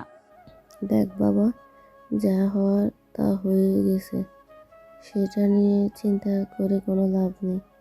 এখন যেটা হবে সেটা নিয়ে চিন্তা করো। যা, তুই একবার বাচ্চাদের সঙ্গে কথা বল, ওরা তোর জন্য অপেক্ষা করছে। এই বলে প্রিয়াঙ্কার আম্মু প্রিয়াঙ্কা আসতে না চাইলেও প্রিয়াঙ্কাকে জোর করে ধরে টেনে ড্রয়িং রুমে নিয়ে এলো। সবাই চুপচাপ বসে আছে, কেউ কোনো কথা বলার সাহস পাচ্ছে না। আর তখনই আশিক সবার মাঝখান থেকে উঠে গিয়ে প্রিয়াঙ্কার সামনে দাঁড়ালো আর তারপর বলতে লাগলো, I am so sorry madam, আজ আমি আপনার সঙ্গে কোনো তর্ক করতে আসিনি। আজ আপনার কাছে আমি মাফ চাইতে এসেছি। প্লিজ আপনি আমাকে ক্ষমা করে দেবেন। আমার জন্যই আপনার এত বড় ক্ষতি হয়েছে। তুমি তুমি কেন এখানে এসেছো? তোমার চেহারাটাও আমি দেখতে চাই না। চুপচাপ এখান থেকে চলে যাও। বললাম তো আমি আপনার কাছে ক্ষমা চাইতে এসেছি। প্লিজ আপনি আমাকে ক্ষমা করে দিন। আমি তো আপনার স্টুডেন্ট, আমাকে তো আপনি ক্ষমা করতেই পারেন, তাই না? আমার সঙ্গে যা কিছু হয়েছে সব কিছুর জন্য শুধুমাত্র তুমি দায়ী। তাই আমি তোমার সঙ্গে কোনো কথা বলতে চাই না। চুপচাপ এক্ষুনি এই মুহূর্তে এখান থেকে চলে যাও। এই বলে প্রিয়াঙ্কা আশিক এবং তার সমস্ত বন্ধুকে মেজাজ দেখাতে লাগলো। এদিকে আশিক হাল ছেড়ে দেওয়ার মতো পাত্র নয়। সে যখন কোনো কিছু করবে বলে ঠিক করে তখন সে সেটাই করে। এদিকে আশিক হাল ছেড়ে দেওয়ার মতো পাত্র নয়। সে যখন কোনো কিছু করবে বলে ঠিক করে তখন সে এটা করেই ছাড়ে। সে যখন একবার সিদ্ধান্ত নিয়ে এসেছে প্রিয়াঙ্কার কাছে ক্ষমা চাইবে, তখন প্রিয়াঙ্কা যতক্ষণ পর্যন্ত ক্ষমা না করবে ততক্ষণ পর্যন্ত সে এখান থেকে যাবে না। কিন্তু প্রিয়াঙ্কাও প্রচণ্ড জেদি মেয়ে। সে যখন ঠিক করেছে এদের সঙ্গে আর কোনো কথা বলবে না, সেও নিজের সিদ্ধান্তে অটল। সে আশিক এবং তার বন্ধুদেরকে বলতে লাগলো, তোমার সেই স্টুডেন্টস যারা কিনা টিচারকে সম্মান করতে জানে না, তোমাদের মতো স্টুডেন্টদের সঙ্গে আমার মতো টিচারের কোনো সম্পর্ক থাকতে পারে না। প্লিজ ম্যাম, আপনি আমাদের উপর আর রেগে থাকবেন না। আমরা সবাই তো এসেছি আপনার কাছে ক্ষমা চাইতে। তারপরেও আপনি কেন এমন করছেন? প্লিজ ম্যাডাম, আপনি আমাদেরকে ক্ষমা করে দিন। আর আমরা চাই আপনি আবারও আমাদের ভার্সিটিতে জয়েন করুন। কখনোই না। আমার আত্মসম্মান বোধ আছে। আমি যেখান থেকে একবার ফিরে আসি কখনো সেখানে ফিরে যাই না, সেটা যত মূল্যবান জায়গায় হোক না কেন। আচ্ছা ঠিক আছে ম্যাডাম, আমরা আপনাকে জোর করব না। তবে শুধু এটুকুই আপনাকে বলতে চাই, আমরা আপনার স্টুডেন্ট, আপনার কাছে ভুল করেছি। আপনি আমাদেরকে চাইলে ক্ষমা করতে পারেন। তোমাদের কথা যদি শেষ হয়ে থাকে তাহলে এখন তোমরা আসতে পারো। আমি তোমাদের সঙ্গে আর কোনো কথা বলতে চাইছি না। আই হোপ তোমরা বুঝতে পেরেছো। এই বলে প্রিয়াঙ্কা সেখানে আর এক মুহূর্তও দেরি না করে সোজা নিজের ঘরে চলে গেল। আশিক আর তার বন্ধুরা বেশ কিছুক্ষণ সেখানে বসে থাকার পরেও যখন প্রিয়াঙ্কা আর ফিরে আসলো না, তখন তারা সবাই ভার্সিটির উদ্দেশ্যে রওনা দিল। কি আর করার, যখন কেউ কোনো কথা শুনতে চায় না তখন তো আর তাকে দিয়ে জোর করে কোনো কিছু করানো যায় না। তাই বাধ্য হয়ে আশিক আর তার বন্ধুরা ফেরত আসে। বাড়িতে এসে ড্রয়িং রুমে আশিক মনমরা হয়ে বসে আছে। তখনই আশিকের আম্মু তাকে বলতে থাকে, কি ব্যাপার বাবা, কি হয়েছে তোর? এভাবে মনমরা হয়ে বসে আছিস কেন? আম্মু, তোমরা এই কাজটা একদম ঠিক করনি। আমার কারণে কোনো একজন টিচারের চাকরি চলে যাবে, এটা আমি কখনোই চাইনি। যা হয়েছে একদম ঠিক হয়েছে। ওই মেয়ের এত বড় সাহস যে তোর গায়ে হাত তুলে। তোকে আমরা এত কষ্ট করে লালন পালন করে মানুষ করেছি, কোনোদিন তোর গায়ে ফুলের টোকাটুকু পর্যন্ত লাগতে দেইনি। কিন্তু তারপরেও আম্মু, তোমাদেরকে সব কিছু আরও একবার ভালো করে যাচাই বাছাই করে তারপর সিদ্ধান্ত নেওয়া উচিত ছিল। এবারে আশিক তার আম্মুকে বলতে লাগলো, ওই মেয়েটি তার পরিবারের একমাত্র উপার্জনক্ষম ব্যক্তি। এই মুহূর্তে মেয়েটির চাকরি চলে যাওয়াতে তার ফ্যামিলিতে একটা খারাপ সময় অতিবাহিত হচ্ছে। তার বাবা বেঁচে নেই, মা আর ছোট বোনকে নিয়ে সংসার। সে হলো তার ফ্যামিলির একমাত্র উপার্জনের ব্যক্তি। এখন তার চাকরি চলে যাওয়াতে খুবই খারাপ অবস্থা তার ফ্যামিলির। এই কথা শুনে আশিকের আম্মু তাকে বলে, এই ব্যাপারটা মেয়েটাকে আগে বোঝা উচিত ছিল, সে কার সঙ্গে পাঙ্গা নিতে এসেছে। আশিক তখন বুঝতে পারলো তার আম্মুকে এসব কথা বলে কোনো লাভ হবে না। তার আম্মুর মনে বিন্দুমাত্র মায়া উদয় হবে না। তাই সে আর কোনো কথা না বলে নিজের রুমে চলে গেল। আর মনে মনে ভাবতে লাগলো কিভাবে প্রিয়াঙ্কার ফ্যামিলিকে একটু সহযোগিতা করে যায়। হাজার হোক সে একজন মেয়ে মানুষ, চাইলেই সব কিছু করতে পারবে না। তার পাশে দাঁড়ানোর মতো একজন মানুষ সত্যিই খুবই প্রয়োজন, কারণ মানুষের খারাপ সময় সবসময় থাকে না। তবে খারাপ সময় যে মানুষটা পাশে থাকে সেই মানুষটাকে সে সারা জীবন মনে রাখে। তাই আশিক সিদ্ধান্ত নিল তাকে কিছু একটা করতেই হবে। পরের দিন সকালবেলা ভার্সিটিতে এসেই সে তার বন্ধুদের সবাইকে নিয়ে আলোচনা করতে লাগলো কিভাবে কি করা যায়। আর এদিকে তার আলোচনা দেখে তার সমস্ত বন্ধুরা অবাক, কারণ তার বন্ধুরা কেউ কখনোই ভাবতে পারেনি আশিক এমন একটা সিদ্ধান্ত নেবে। তারা কখনো এমনটা ভাবতেই পারেনি যে আশিক তার সঙ্গে এত কিছু হয়ে যাওয়ার পরেও প্রিয়াঙ্কার হয়ে কথা বলবে, প্রিয়াঙ্কাকে কোনো সহযোগিতা করতে চাইবে। তখন আশিকের বন্ধু তাকে বলতে লাগলো, দোস্ত, আসলে হয়েছে এটা কি তোর? আমরা তো সেটাই বুঝতে পারছি না, হঠাৎ করে তোর এত পরিবর্তন। দেখো, ওই ম্যাডামের প্রতি আমার রাগ আছে, কিন্তু তার মানে এই না যে আমি ওই ম্যাডামের খারাপ চাই। আরে ভাই, তুই এতটা বদলে গেলি কবে? আমি তো সেটাই বুঝতে পারছি না। তুই তো কোনোদিনও কোনো মেয়ে মানুষের প্রতি এতটা দুর্বল হোস না। আশিক খুব ভালোভাবে বুঝতে পারলো তার বন্ধুরা এই ব্যাপারটাকে অন্যদিকে ইঙ্গিত করতে চাইছে। তাই আশিক তার বন্ধুদেরকে বলতে লাগলো, দেখো, দেখ, একদম উল্টাপাল্টা চিন্তা করিস না। তোরা খুব ভালো করে জানিস মেয়ে মানুষের প্রতি কখনোই আমার কোনো ইন্টারেস্ট ছিল না, আর ভবিষ্যতে কোনো দিন হবেও না। আমি শুধু একজন মানুষ হিসেবে অন্য একজন মানুষের পাশে দাঁড়াতে চাইছি, ব্যাস এইটুকুই। আচ্ছা ঠিক আছে, তুই যেমনটা চাস তেমনটাই হবে। আমাদেরকে যদি তোর কোনো কাজে লাগে তাহলে বলিস, আমরা সব সময় তোর পাশে আছি আর থাকবো। ওকে ডিয়ার, এখন ক্লাসে চলো, ক্লাসের টাইম হয়ে গেছে। এই বলে আশিক তার সমস্ত বন্ধুদের নিয়ে ক্লাসরুমে চলে এলো। এভাবে দেখতে দেখতে আরো 2 দিন সময় কেটে গেল। প্রিয়াঙ্কা তার বাড়িতেই আছে। ভার্সিটিতে চাকরি হয়েছে বলে তার টিউশন যেগুলো ছিল সেগুলো ছেড়ে দিয়েছিল, কিন্তু এখন হঠাৎ করে টিউশন কোথায় পাবে এটাই ভেবে পাচ্ছে না। আর এই মুহূর্তে যদি সে টিউশন না পড়ায় তাহলে তার সংসারও চলবে না। সংসার চালানোর জন্য তো তাকে কিছু একটা করতেই হবে। মহা ঝামেলায় পড়ে গেছে মেয়েটা, কারণ বোনটা এই বছর সেকেন্ড ইয়ারে পড়াশোনা করে। মায়ের শরীরটাও ইদানিং ভালো যাচ্ছে না, খুব তাড়াতাড়ি ডাক্তার দেখানো প্রয়োজন। তার এর মধ্যে চাকরিটা চলে গেল। প্রিয়াঙ্কার মাথায় যেন আকাশ ভেঙে পড়ল, সে কোনো কিছু ভাবতে পারছে না। এরপর দেখতে দেখতে চলে গেল বেশ কিছুদিন। প্রিয়াঙ্কার মায়ের শরীরের অবস্থা ইদানিং খারাপ হতে লাগলো। আর এদিকে প্রিয়াঙ্কার অবস্থাও তেমন একটা ভালো না। সে কোনো টিউশন জোগাড় করতে পারলো না। অনেক জায়গায় চাকরির জন্য চেষ্টা করেছে, কিন্তু কোথাও চাকরিও হচ্ছে না। এমনকি প্রিয়াঙ্কা গার্মেন্টসের চাকরি করার জন্য চেষ্টা করেছে, কিন্তু সেটাও হলো না। প্রিয়াঙ্কা ভীষণভাবে ভেঙে পড়েছে। সে কি করবে কিছুই বুঝতে পারছে না। এই মুহূর্তে তার কি করা উচিত সেটাও ভেবে পাচ্ছে না। এদিকে হাতে তার যে টাকা পয়সা ছিল সবকিছুই মোটামুটি ফুরিয়ে এসেছে। ঘরে চাল কেনার মতো টাকা নেই বললেই চলে। সে প্রচন্ড পরিমাণে ভেঙে পড়েছে। কিছুই ভাবতে পারছে না কি হচ্ছে আর কি হতে চলেছে। প্রিয়াঙ্কা তার আম্মুকে বলল, আম্মু, আমার নানার বাড়ি থেকে আমাকে কিছু গয়না দেওয়া হয়েছিল, সেগুলো কোথায়? সেগুলো তো আমার কাছেই আছে। সেগুলো দিয়ে তুই কি করবি? আমি তো সেগুলো তোর বিয়ের জন্য গুছিয়ে রেখেছি। তোদের বাবা বেঁচে নেই, তোদেরকে কিভাবে বিয়ে দেবে সেই চিন্তায় তো আমি বাঁচি না। আম্মু, আমি বিয়ে করব না, আর বিয়ে করার কোনো প্রয়োজনও আমার জীবনে নেই। আমি এই মুহূর্তে তোমাকে ডাক্তার দেখানোটা খুব বেশি প্রয়োজন। আমার এই মুহূর্তে তোমাকে ডাক্তার দেখানোটা খুব বেশি প্রয়োজন। তুমি এই গহনাগুলো আমাকে দাও, আমি ওইগুলো বিক্রি করে তোমার চিকিৎসার ব্যবস্থা করব। এটা আমি কখনোই হতে দেব না। এগুলো আমার মায়ের দেওয়া গহনা। আমার মাথায় নাতনিকে দিয়েছে এই গহনা, আমি কখনোই বিক্রি করতে দেব না। কিন্তু প্রিয়াঙ্কা তার মায়ের কোনো কথাই শুনল না।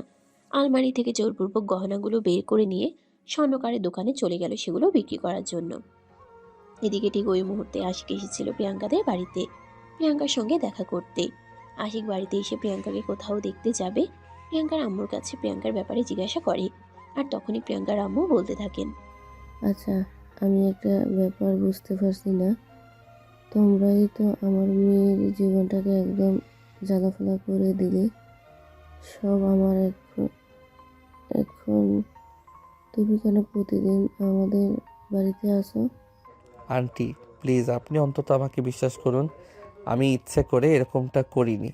আমার বাবা আপনার মেয়েকে ভুল বুঝে এসব কিছু করেছে, আর সেই জন্যই তো আমি বারবার আপনাদের বাড়িতে আসছি।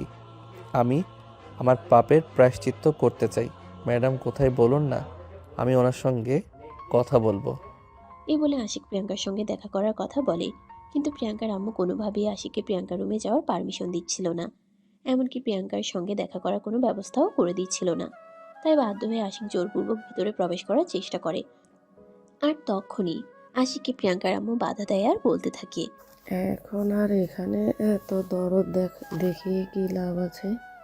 আমাদের জীবনটা তো একদম ধ্বংস করে দিয়েছে, এখন তো আর এখানে কোনো কিছু নেই। প্লিজ আন্টি, আপনি একটু বোঝার চেষ্টা করুন। আমি ইচ্ছাকৃত এমন করিনি। যা করেছে আমার মা বাবা ভুল বুঝে তবেই করেছে। আমি বিশ্বাস করি না এসব কিছু ভুল করে করে হয়েছে। আমি জানি তুমি আমার মেয়ের সঙ্গে ইচ্ছে করে এমন কিছু করেছো। এই বলে প্রিয়াঙ্কার আম্মু বলতে থাকে, আমি খুব ভালো করে জানি সেদিন কি হয়েছিল। আমার মেয়ে আমাকে বলেছে তুমি আমার মেয়ের সঙ্গে বেয়াদবি করেছিলে। তাছাড়া তুমি এখন ছোট মানুষ, তুমি কেন ভার্সিটিতে গিয়ে সিগারেট খাবে? আন্টি, আপনি তো মায়ের জাত, আপনি অন্তত আমার কথাটা বিশ্বাস করুন। আমি ইচ্ছাকৃত এমন করিনি। আমি আমার মা বাবাকে কোনো কিছুই বলিনি। আমার গালে থাপ্পড়ের দাগ দেখে আমার আম্মু বুঝে গেছিল। আর তারপর আমার আব্বু আম্মু দুজনে আমার বন্ধুদেরকে আমাদের বাড়িতে ডেকে নেয়। আর তারপর যা হলো তা তো আপনি জানেন। আমি সব কিছু খুব ভালো করেই জানি, আর জানি বলেই তোমাকে বলছি, তুমি চুপচাপ এখান থেকে চলে যাও। আর নেক্সট টাইম কখনো আমার মেয়ের সঙ্গে যোগাযোগ করার চেষ্টা করবে না। প্লিজ আন্টি, আপনি এরকম বলবেন না। দেখুন, আমি কোনো কিছু গোপন করতে চাই না। আমি কদিন ধরে ম্যাডামকে ভীষণ মিস করছি, তাই ম্যাডামের সঙ্গে দেখা না করে কোথাও যাব না। এভাবেই প্রিয়াঙ্কার আম্মুর সঙ্গে চ্যাট করতে থাকে। আর এক পর্যায়ে প্রিয়াঙ্কার আম্মু তো বলেই ফেললো, দেখো, এখানে জেদ জেদ দেখিয়ে কোনো লাভ নেই। আজ তোমার কারণে আমাদের জীবনটা ধ্বংসের পথে। আমার শরীরের অবস্থা খুবই খারাপ, কিন্তু আমার মেয়ে আমাকে ডাক্তার দেখাতে পারছে না। তার কারণ শুধু একটাই, তার হাতে কোনো টাকা পয়সা নেই। এ কথা বলে তখনই প্রিয়াঙ্কার আম্মু কান্না করে দেয়। আর এটা দেখে আশিক একদমই সহ্য করতে পারছিল না। আর সেই জন্যই আশিক প্রিয়াঙ্কার আম্মুকে বলতে থাকে, প্লিজ আপনি এভাবে কান্না করবেন না। আপনি আমার মায়ের মতো। আপনি যদি এভাবে কান্না করেন তাহলে সেটা আমার সহ্য হবে না। প্লিজ আপনি আমাকে এটা বলুন, ম্যাডাম কোথায় আছে? আমি ম্যাডামের সঙ্গে জাস্ট একবার সরাসরি কথা বলবো। এ বলে আশিক প্রিয়াঙ্কার সঙ্গে দেখা করার জন্য তার আম্মুকে জোর করতে থাকে। এক পর্যায়ে প্রিয়াঙ্কার আম্মু বলতে বাধ্য হন। প্রিয়াঙ্কা বাসা থেকে বের হয়ে গেছে এবং স্বর্ণকারের দোকানে গেছে। কথাটা শোনা মাত্রই আশিক আর এক মুহূর্তও দেরি না করে প্রিয়াঙ্কাদের বাসা থেকে বের হয়ে সোজা দোকানে চলে আসে। সেখানে এসেই দেখতে পায় প্রিয়াঙ্কা স্বর্ণকারের সঙ্গে দর কষাকষি করছে। স্বর্ণকার কিছুটা অ্যামাউন্ট কম দিতে চাইছে, আর প্রিয়াঙ্কার একটু বেশি অ্যামাউন্ট চাইছে। প্রথমত স্বর্ণগুলো অনেক পুরনো, দ্বিতীয়ত তার মায়ের চিকিৎসার জন্য লাগবে এই টাকাগুলো। ঠিক ওই মুহূর্তে আশিক সেখানে পৌঁছালো। স্বর্ণকারের সঙ্গে কথা বলার এক পর্যায়ে সে নিজেই দাম নির্ধারণ করলো এবং সেগুলো কিনে নিল। তখনই প্রিয়াঙ্কা তাকে বলতে লাগলো, তুমি এগুলো কিনে কি করবে? দেখুন ম্যাডাম, আপনি এটা খুব ভালো করে জানেন, স্বর্ণ নিশ্চয়ই মানুষ প্রয়োজনে কিনে। আমারও প্রয়োজন আছে, তাই নিয়ে নিচ্ছি। আচ্ছা ঠিক আছে, সে তোমার যা ভালো লাগে তুমি তাই করো, কারণ এটা তোমার পার্সোনাল ব্যাপার। এই বলে প্রিয়াঙ্কা টাকার অঙ্কটা বুঝে নিয়ে তারপর সেখান থেকে সোজা চলে আসলো। এদিকে আশিকও গহনাগুলো বুঝে নিয়ে সেখান থেকে সোজা বাসায় চলে গেল। পরের দিন প্রিয়াঙ্কা তার মাকে নিয়ে ডাক্তারের কাছে গেল, কিন্তু ডাক্তার যা বলল তা শুনে প্রিয়াঙ্কার পায়ের নিচ থেকে মাটি সরে গেল। ডাক্তার বলল প্রিয়াঙ্কার আম্মু দুটো কিডনি ড্যামেজ হয়ে গেছে, এই মুহূর্তে দুটো কিডনি ট্রান্সপ্ল্যান্ট করা প্রয়োজন। ডাক্তার বলল প্রিয়াঙ্কার আম্মুর দুটো কিডনি ড্যামেজ হয়ে গেছে, এই মুহূর্তে দুটো কিডনি ট্রান্সলেট করা ইমার্জেন্সি প্রয়োজন। আর এই দুটো কিডনি ট্রান্সলেট করতে হলে মোটামুটি 10 থেকে 12 লাখ টাকার মতো প্রয়োজন হবে, যেটা প্রিয়াঙ্কার পক্ষে ম্যানেজ করা একদম দুঃসাধ্য, যেটাকে অসম্ভব বলা চলে। প্রিয়াঙ্কা এই কথাটা শুনে একদম ভেঙে পড়ে। সে কি করবে কিছুই বুঝতে পারে না। এই মুহূর্তে সে এত টাকা কোথায় পাবে? চিন্তিত মনে হসপিটালের বারান্দায় বসে আছে প্রিয়াঙ্কা। তার কোনো কিছুই ভালো লাগছে না। তার ছোট বোন তার পাশে এসে দাঁড়ায় আর বলতে থাকে তাকে টেনশন না করার জন্য। এইসব কথা শুনে প্রিয়াঙ্কার মেজাজ আরও খারাপ হয়ে যাচ্ছিল। তার বাবা বেঁচে নেই। এই মুহূর্তে ফ্যামিলির সমস্ত দায়িত্ব তার কাঁধের উপর। এখন সে কি করে নিশ্চিন্ত থাকতে পারে? তারপরেও প্রিয়াঙ্কা নিজেকে যথেষ্ট সান্ত্বনার চেষ্টা তারপরেও প্রিয়াঙ্কা নিজেকে যথেষ্ট সান্ত্বনা দেওয়ার চেষ্টা করলো। এদিকে আশিক প্রিয়াঙ্কার ব্যাপারে সমস্ত কিছু খোঁজখবর নিয়েছিল। আশিক যখন জানতে পারলো প্রিয়াঙ্কার আম্মুর এই অবস্থা, তখন সে আর চুপ রইল না। তখনই সে হসপিটালে চলে আসলো আর ডাক্তারের সঙ্গে কথা বলল। হসপিটালে বড় ডাক্তার আশিকের পরিচিত, মানে তার বাবার বন্ধু ছিল। আসসালামু আলাইকুম আঙ্কেল। 103 নাম্বার কেবিনে যে রোগীটা আছে, আমি একটু ওনার ব্যাপারে কথা বলতে চাই। হ্যাঁ, তুমি কি প্রিয়াঙ্কার আম্মুর ব্যাপারে বলছো? জানতে চাও ওনার ব্যাপারে? আসলে ওনাকে মনে হয় এখানে ডাক্তার দেখানোর জন্য নিয়ে আসা হয়েছিল। ওনার কন্ডিশন কি তাই জানতে চাই আর কি। না মানে ওনাকে তো ওনার মেয়ে এখানে নিয়ে এসেছে। আমরা অনেক পরীক্ষা নিরীক্ষা করে দেখলাম ওনার দুটা কিডনি ড্যামেজ হয়ে গেছে। দুটা কিডনি ট্রান্সপ্ল্যান্ট করতে হবে, যার খরচ অনেক। ওনার মেয়ে মনে হয় এতটা ব্যয় বহন করতে পারছে না। আঙ্কেল, সেটা আমি খুব ভালো করেই জানি। এতটা খরচ বহন করা ওনাদের পক্ষে কোনোভাবেই সম্ভব নয়। তাই আমি আপনার সাথে কথা বলতে চাইছি। আপনি কিডনি এবং অপারেশনের ব্যবস্থা করুন। খরচে যা লাগে সম্পূর্ণ আমি যাব, কিন্তু অপারেশন সাকসেসফুল হওয়া চাই। কিন্তু বাবা, তুমি কেন এতগুলো টাকা দিবে? তাছাড়া ওদের সাথে তোমার কি সম্পর্ক আমি সেটাই বুঝতে পারছি না। আঙ্কেল, ওনার আমার আত্মীয় হন, আপনাকে এত কিছু জানতে হবে না। তাছাড়া আমি যে আপনাকে টাকা দিচ্ছি এ বিষয়টা একটু গোপন রাখবেন। যতদিন আমি না চাই প্রকাশ করবেন না। ডাক্তার তখন আশিকের সঙ্গে সহমত পোষণ করলো, কারণ এই মুহূর্তে একজন রোগীর জীবন বাঁচানোটাই সবচাইতে আগে। অন্য কোনো কিছু চিন্তা করার সময় নেই। তাই ডাক্তার প্রিয়াঙ্কার আম্মুর কিডনি এবং অপারেশনের ব্যবস্থা করলো। যেটা প্রিয়াঙ্কা জানতো না, সে টাকার টেনশনে একদম অস্থির হয়ে আছে। সমস্ত আত্মীয়দের কাছে ফোন করা আর খোঁজ নেওয়া হয়ে গেছে, কিন্তু কোনো আত্মীয় টাকা পয়সা দেওয়ার জন্য রাজি হলো না। প্রিয়াঙ্কা একদম ভেঙে পড়েছে, কিন্তু কি করবে সে কিছুই বুঝতে পারছিল না। হসপিটালে আছে তার আম্মুর সঙ্গে দেখা করার জন্য তখনই ডাক্তার তাকে নিজের কেবিনে ডেকে নিল এবং তার আম্মুকে আজের রাতেই অপারেশন থিয়েটারে নিয়ে যাওয়া হবে তার জন্য প্রস্তুত হতে বলল। এই কথা শুনে প্রিয়াঙ্কা একদম আকাশ থেকে পড়ল আর ডাক্তারকে বলতে লাগলো, কিন্তু স্যার, আমি তো টাকাটা ম্যানেজ করতে পারিনি। আমার কাছে মাত্র 2 লাখ টাকা আছে। বাকি টাকা আমি কোথায় পাবো? সেই নিয়ে তোমাকে চিন্তা করতে হবে না, টাকার ব্যবস্থা হয়ে গেছে। একজন ডোনেশন করেছে তোমার আম্মুর জন্য। তোমরা শুধু মানসিকভাবে প্রস্তুত থেকেও তাহলেই হবে। কেউ একজন এতগুলো টাকা ডোনেশন করেছে, এটা প্রিয়াঙ্কার মাথায় ঢুকলো না। তাছাড়া প্রিয়াঙ্কা তো কারো কাছে ডোনেশন চাইনি, তাহলে কে এভাবে এতগুলো টাকা দিল? এই বিষয়টা মাথায় ঢুকে না প্রিয়াঙ্কার। সে কি করবে কিছুই বুঝতে পারছিল না।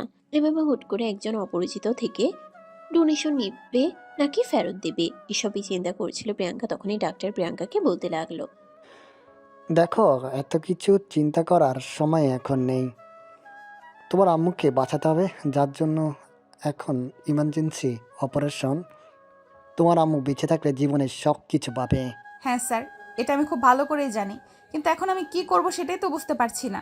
এভাবে হুট করে একজন অপরিচিত কেউ এতগুলো টাকা দিল আর আমি নিয়ে নিলাম, কিন্তু কেন দিল? এর পেছনে তার উদ্দেশ্য কি সেটা তো আমার জানা হলো না। তখন ডাক্তার বলতে থাকে, এই মুহূর্তে তার মায়ের অপারেশন করাটা খুবই জরুরি। কে টাকা দিল আর কে দিল না সে সব কিছু চিন্তা করার বিষয় নয়। প্রিয়াঙ্কার কাছেও তখন সেটাই সঠিক মনে হয়েছিল, কারণ তার আম্মুকে বাঁচানোটা আগে ইম্পর্ট্যান্ট, তারপর অন্য কিছু। তাই প্রিয়াঙ্কা আর কোনো কিছু চিন্তা না করেই ডাক্তারকে অপারেশনের ব্যবস্থা করতে বলল। ডাক্তার প্রিয়াঙ্কার আম্মুর অপারেশন করলো। আজ 21 দিন পর প্রিয়াঙ্কার আম্মুকে হসপিটাল থেকে বাড়িতে রিলিজ করা হবে। ইতিমধ্যে একটা ব্যাপার প্রিয়াঙ্কাকে একটু ভাবিয়েছে। কেউ একটা দিন তার আত্মীয় স্বজন পাড়া প্রতিবেশী তার আম্মুর খোঁজ নিতে এলো না। বিষয়টা প্রিয়াঙ্কাকে খুবই ব্যথিত করেছে, কিন্তু প্রিয়াঙ্কা এটা নিয়ে তেমন একটা চিন্তিত নয়। কারণ যেখানে ভালো থাকতে তাদের কোনো আত্মীয় স্বজন খোঁজ খবর নিত না, সেখানে বিপদে পড়ার পর কেউ খোঁজ খবর নিবে এটা ভাবা তো অন্যায়। কিন্তু তারপরেও প্রিয়াঙ্কার ভীষণভাবে জানতে ইচ্ছে করে তার আম্মুর অপারেশনের এতগুলো টাকা কে দিয়েছে। প্রিয়াঙ্কা এর জন্য ডাক্তারের সঙ্গে কথা বলতে চায়। দেখুন ডাক্তার আঙ্কেল, আম্মুর অপারেশন তো হয়ে গেছে। এখন আমি অন্তত এটা জানতে পারি কি আমার আম্মুর অপারেশনের জন্য এতগুলো টাকা কে দিয়েছে? সে তোমার খুব কাছের, কারণ মানুষটা যে তোমাকে ভীষণ ভালোবাসে। তুমি সব থেকে জানলে অবাক হবে, তোমার আম্মুকে সে একটা কিডনি ডোনেট করেছে। মানে আপনি কি বলছেন? আমি সত্যিই বুঝতে পারছি না। এই জগতে এতটা ভালো মানুষ আছে যে আমাদের জন্য এতটা চিন্তা করে। আপনি প্লিজ তার নাম পরিচয় বলুন, আমি তার সঙ্গে জাস্ট একবার দেখা করতে চাই, একবার তার কাছে কৃতজ্ঞতা জ্ঞাপন করতে চাই। কিন্তু ডাক্তার তার নাম পরিচয় কোনো কিছুই বলল না, শুধু এইটুকুই বলে দিল সময় হলে সে নিজেই প্রিয়াঙ্কার সামনে এসে দাঁড়াবে। প্রিয়াঙ্কা তখন আর কথা বাড়ালো না, কারণ সে খুব ভালোভাবেই বুঝতে পারলো ডাক্তার আর যাই হোক সেই মানুষটার পরিচয় তাকে দিবে না। তাই প্রিয়াঙ্কা হসপিটাল থেকে চলে আসলো। এদিকে মোটামুটি 1 মাসের মতো সময় কেটে গেল। প্রিয়াঙ্কা আরো বেশি অবাক হলো আশিকের কথা ভেবে, কারণ সেই ছেলেটা মাঝে মধ্যেই তাদের খোঁজ খবর নিতে আসতো। কিন্তু তার আম্মুর অপারেশনের এতদিন হয়ে গেছে, ছেলেটা একটা বারও তাদের বাড়িতে আসলো না। ইদানিং কেন জানি না প্রিয়াঙ্কা আশিকের কথা খুব বেশি ভাবছে। বারবার আশিকের কথা কেন জানি মনে পড়ে, ইচ্ছে না থাকলেও মনে পড়ে। কেন জানি না কয়দিন ধরে বারবার প্রিয়াঙ্কার এমনটাই মনে হয়েছে, আশিকের সঙ্গে একবার দেখা করা উচিত। প্রিয়াঙ্কা নিজেকে আর সামলে রাখলো না, সে সোজা আশিকদের বাড়িতে চলে গেল। দরজায় দাঁড়িয়ে কলিং বেল চাপ দিতেই আশিকের আম্মু এসে দরজা খুলে দিল। আর প্রিয়াঙ্কাকে দেখে তিনি বলতে লাগলেন, কে তুমি? আসসালামু আলাইকুম আন্টি, আমি প্রিয়াঙ্কা, আশিকের ম্যাডাম। আশিকের সঙ্গে একটু দেখা করতে এসেছি। ও কোথায়? ওকে একটু ডেকে দেওয়া যাবে? ও তো নিজের ঘরে বিশ্রাম নিচ্ছে। আপনি এতদিন পর হঠাৎ কেন এসেছেন? জানি না, হঠাৎ করে কয়দিন ধরে আশিকের কথা আমার খুব বেশি মনে পড়ছে। ওকে খুব বেশি মিস করছিলাম, তাই ওর সঙ্গে একটু দেখা করতে আসলাম। দাঁড়ান দাঁড়ান, আপনি সেই মেয়েটা না যাকে আমার ছেলের গায়ে হাত তোলার জন্য ভার্সিটি থেকে বের করে দেয়া হয়েছে? হ্যাঁ আন্টি, আপনি একদম ঠিক ধরতে পেরেছেন। আমি সেই মেয়েটা যাকে আপনারা আপনাদের ছেলের বেয়াদবির শাসন করার অপরাধে ভার্সিটি থেকে বের করে দিয়েছেন। আশিকের আম্মু তখন আর কোনো কথা বললেন না। মুহূর্তের মধ্যেই ওনার মুখটা কালো হয়ে গেল। তিনি বুঝতে পারছেন না যে এই মেয়েটাকে তাদের ছেলের গায়ে হাত তোলার অপরাধে ভার্সিটি থেকে বের করে দেওয়া হয়েছিল, চাকরিচ্যুত করা হয়েছিল। আর সেই মেয়েটাই তাদের ছেলের সঙ্গে দেখা করতে এসেছে। তিনি কোনো কথা না বলে পথ থেকে সরে দাঁড়ালেন আর প্রিয়াঙ্কাকে বাসার ভিতরে প্রবেশ করতে দিলেন। বিশাল রাজকীয় রাজপ্রাসাদ, শহরের বিশিষ্ট ব্যবসায়ীর বাড়ি বলে কথা। প্রিয়াঙ্কা নির্বায় ড্রয়িং রুমে প্রবেশ করলো। আর তখনই আশিকের আম্মু কাজের মেয়েটাকে ডেকে দিয়ে প্রিয়াঙ্কাকে আশিকের রুমে নিয়ে যেতে বলল। কাজের মেয়ের সঙ্গে প্রিয়াঙ্কা সিঁড়ি বেয়ে উপরেও চলে আসে। আশিক তখন নিজের রুমে শুয়ে শুয়ে একটা গল্পের বই পড়ছিল। কাজের মেয়েটা প্রিয়াঙ্কাকে রুমের দরজা পর্যন্ত এগিয়ে দিয়ে তারপর সেখান থেকে চলে গেল। প্রিয়াঙ্কা আস্তে আস্তে দরজা খুলে ভিতরে প্রবেশ করলো। দরজা খোলার আওয়াজ পেয়ে আশিক একটু নড়েচড়ে বসলো, কিন্তু যেই না দরজার দিকে তাকালো সে তো পুরোই অবাক। প্রিয়াঙ্কা এখানে কি করছে? সে উঠে দাঁড়ায় আর প্রিয়াঙ্কাকে দেখিয়ে বলতে থাকে, কি ব্যাপার ম্যাডাম, আপনি এখানে? জানি না, হুট করে কদিন ধরে তোমার কথা ভীষণ মনে পড়ছে, তাই তোমার সঙ্গে দেখা করতে এলাম। কেমন আছো তুমি? আর পড়াশোনা কেমন চলছে? এই তো আছি আলহামদুলিল্লাহ, ভালোই। আপনার কি অবস্থা? আপনার আম্মু কেমন আছেন? আছে আলহামদুলিল্লাহ, ভালোই। জানো, আমাদের সঙ্গে কি একটা মিরাক্কেল হয়ে গেছে। আমার আম্মুর অপারেশনের জন্য আমি কোনোভাবেই টাকা ম্যানেজ করতে পারছিলাম না। তুমি তো জানোই গয়নাগুলো কত টাকা বিক্রি করেছিলাম। কিন্তু জানি না, কেউ একজন আমার আম্মুর অপারেশনের পুরো টাকাটা দিয়েছে ডাক্তারের কাছে, তার পরিচয় গোপন রাখতে বলেছে। আমি ডাক্তারের কাছে এই যে এতবার জিজ্ঞাসা করলাম, কিন্তু ডাক্তার কোনোভাবেই তার পরিচয় আমাকে দিল না। এই কথা শুনে আশিক মুচকি মুচকি হাসতে লাগলো। আর এটা দেখে প্রিয়াঙ্কা বলতে লাগলো, আশিক কেন হাসছে? তখন আশিক প্রিয়াঙ্কাকে বলতে থাকে, ম্যাডাম, আপনি যে মানুষটাকে খুঁজতেছেন সেই মানুষটা আপনার সামনেই দাঁড়িয়ে আছে। মানে তুমি কি আমার সঙ্গে মজা করতেছো নাকি? না ম্যাডাম, কখনোই নয়। আমি আপনার সঙ্গে মজা করতে যাব কেন? যা সত্য তাই বলছি। এই যে দেখুন। এই বলে আশিক কোমরের কাছ থেকে শার্টের কাপড়টা সরিয়ে তারপর প্রিয়াঙ্কাকে দেখালো। তার বডি থেকে কিডনি ট্রান্সলেট করে প্রিয়াঙ্কার আম্মুকে দেওয়া হয়েছে। এটা দেখে তো প্রিয়াঙ্কা একদম অবাক হয়ে গেল। আশিক এমনটা করবে প্রিয়াঙ্কা সেটা কোনোদিন কল্পনাও করেনি। প্রিয়াঙ্কা আশিকের দিকে এগিয়ে গেল আর তার হাত দুটো ধরে বলতে লাগলো, মানে কি এইসবের? তুমি এসব কেন করতে গেলে? আমার জন্য আপনাকে চাকরিটা চলে গেছে, আমার জন্য আপনাকে অনেক খারাপ অবস্থায় পড়তে হয়েছে। আপনি আপনার আম্মুর চিকিৎসার পয়সা জোগাড় করতে পারছিলেন না। তারপর যখন পয়সার ব্যবস্থা করা হলো তখন কিডনি জোগাড় হচ্ছিল না, তাই আমি বাধ্য হলাম এমনটা করতে। তুমি কেন এমনটা করলে? আমি তো তোমাকে কত অপমান অপদস্থ করে বাড়ি থেকে বের করে দিয়েছিলাম, তোমার সঙ্গে কথা পর্যন্ত বলতে চাইনি, কিন্তু তুমি আমার আম্মুর জন্য নিজের এত বড় ক্ষতি করলে। আমি তোমার ঋণ কি করে শোধ করব? এই বলে প্রিয়াঙ্কা আশিকের হাত দুটো ধরে অঝরে কান্না করতে থাকে। আর তখনই পিছন থেকে আশিকের আম্মু এসে বলতে থাকে। এ বাড়ির বউ হয়ে গেলে সমস্ত সমস্যার সমাধান হয়ে যায়। হঠাৎ করে আশিকের আম্মুর কণ্ঠস্বর শুনে প্রিয়াঙ্কা একটু ছিটকে গিয়ে দূরে দাঁড়ায়। আর তারপরে পেছনে তাকিয়ে আশিকের আম্মুকে দেখে সে বলতে থাকে। আন্টি, আপনি এখানে কখন আসলেন? আর এসব আপনি কি বলছেন? আমি অনেকক্ষণ ধরে এখানে দাঁড়িয়ে আছি তোমাদের কথা শোনার জন্য। আমি আন্তরিকভাবে দুঃখিত, কিন্তু আমাকে এটা করতেই হলো। শোনো, আমার ছেলে তোমাকে ভীষণ রকম ভালোবাসে। আশিকের আম্মুর এমন কথা শুনে প্রিয়াঙ্কা অবাকের চূড়ান্ত পর্যায়ে পৌঁছে যায়। আর আশিকের দিকে হাঁ করে তাকিয়ে থাকে, সে যেন কোনো কিছুই বিশ্বাস করতে পারছে না। সব কিছুই যেন তার কাছে স্বপ্নের মতো মনে হচ্ছে, একদম এলোমেলো। প্রিয়াঙ্কাকে এভাবে আশিকের দিকে তাকিয়ে থাকতে দেখে আশিক বলতে থাকে। হ্যাঁ, আমার একদম ঠিক কথাই বলছি। তোমাকে যেদিন আমি প্রথম দেখেছি সেদিনই তোমার প্রেমে পড়ে গেছিলাম। তোমার রাগ অহংকার সব কিছুই আমাকে ভীষণভাবে আকর্ষণ করত। সেই থেকে আমি তোমার পিছনে পড়ে আছি। কিন্তু মাঝখান দিয়ে আব্বু আম্মুর জন্য তোমার চাকরিটা চলে গেল, আর তোমাকে একটা খারাপ পরিস্থিতির মধ্যে পড়তে হলো। এসব কি বলছো তুমি? তোমার মাথা খারাপ হয়ে গেছে নাকি? আমি তোমার টিচার হই, তোমার চেয়ে সিনিয়র। এটা হতে পারে না। কেন হতে পারে না? আমি যদি সিনিয়র একজনকে নিজের জীবনসঙ্গী বানাতে পারি, তাহলে সিনিয়র কেন আমাকে তার জামাই হিসেবে মেনে নিতে পারবে না? কোন দিক থেকে কমতি আছে আমার চেহারার সৌন্দর্য, আভিজাত্য, পড়াশোনা, কোনটা? কোনোটাই নয়, তবে তুমি আমার সাথে সব কিছুর ঊর্ধ্বে। তুমি কোটিপতি বাবার একমাত্র রাজপুত্র, আর আমি নিম্ন মধ্যবিত্ত ফ্যামিলি থেকে উঠে আসা একটা মেয়ে, যার মাথার ওপর কোনো ছাদ পর্যন্ত নেই। তখন আশিকের আম্মু বলতে থাকেন, তাদের কোনো কিছুর প্রয়োজন নেই। আলহামদুলিল্লাহ, আল্লাহ তাদেরকে সব কিছুই দিয়েছে। তাদের ছেলে জীবনে শুধু একজন সঠিক মানুষ প্রয়োজন, যে তাদের ছেলেকে ভীষণ রকম ভালোবাসবে, খুব যত্নে রাখবে। এগুলো হলেই চলবে, তাদের আর কোনো কিছুই চায় না। এসব শুনে প্রিয়াঙ্কা অনেকটাই লজ্জা পেয়ে গেল। সে কোনো কথা না বলে চুপচাপ সেখান থেকে বের হয়ে চলে গেল। এদিকে তার ঠিক 2 দিন পরেই আশিক তার মা আর বাবা দুজনের সঙ্গে প্রিয়াঙ্কার ব্যাপারে কথা বলে। তার আম্মু তো আগে থেকেই সবকিছু জানতো, তাই তার আব্বুর সঙ্গে বলার পরে তার আব্বু আর দ্বিমত করলো না। কারণ তাদের কাছে তাদের সন্তানের ভালো লাগা, ভালো থাকাটাই সবার আগে। তাই আশিকের বাবা মা দুজনে মিলে প্রিয়াঙ্কার মায়ের কাছে প্রিয়াঙ্কা আর আশিকের বিয়ের প্রস্তাব নিয়ে গেল। সবকিছু জানার পর প্রিয়াঙ্কার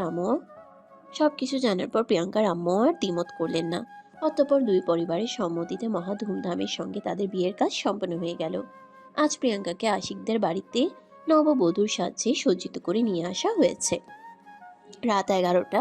প্রিয়াঙ্কা খাটের উপরে বসে আছে, চারপাশে লাল গোলাপ দিয়ে সাজানো। প্রিয়াঙ্কা লাল গোলাপ ভীষণ পছন্দ, তাই আশিক এরকম ব্যবস্থা করেছে। সে চেয়েছে তাদের জীবনের প্রথম রাত আর প্রথম সংসার তার প্রেয়সীর ইচ্ছে মতোই হোক। তাই তো প্রিয়াঙ্কার পছন্দ মতোই তাদের রুমটাকে সাজানো হয়েছে। আশিক দরজা খুলে ভেতরে প্রবেশ করে। প্রিয়াঙ্কা বিছানা থেকে নেমে গিয়ে আশিককে সালাম করতে চায়। আশিক তখনই প্রিয়াঙ্কাকে আটকে দেয় আর তার বুকের সঙ্গে জড়িয়ে নিয়ে বলতে থাকে। এই কি করছিলে তুমি? কি করব, তোমাকে সালাম করেছিলাম, এটাই তো রিচুয়াল। আমি রিচুয়াল মানি না। তুমি আমার ভালোবাসার মানুষ, তোমার জায়গা আমার বুকে। তাহলে তুমি কেন আমার পা স্পর্শ করতে যাবে? আরে বোকা, এটা রিচুয়াল, স্বামীকে পা ছুঁয়ে সালাম করতে হয়। কিন্তু আশিক তাকে সেটা করতে দিল না। তাকে শক্ত করে নিজের বুকের সঙ্গে জড়িয়ে ধরলো। বেশ কিছুক্ষণ সময় এভাবেই চলে গেল। দুজন দুজনের হৃদস্পন্দন অনুভব করছে। এভাবেই কেটে যায় কিছুক্ষণ সময়। তখনই প্রিয়াঙ্কা আশিককে বলতে থাকে। এইভাবেই রাত কাটিয়ে দিবে নাকি? ওহো, আমি তো ভুলেই গেছিলাম, আজ আমাদের বাসর রাত। আজ তো তোমার সঙ্গে আমাকে T20 খেলতে হবে। বলতেই প্রিয়াঙ্কা লজ্জায় লাল হয়ে আশিকের বুকে মুখ লুকালো।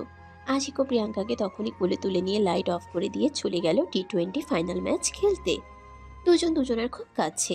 জীবনে এই প্রথমবার দুটি দেহ এতটা কাছে, দুজনেরই এক অন্যরকম শিহরণ কাজ করছে।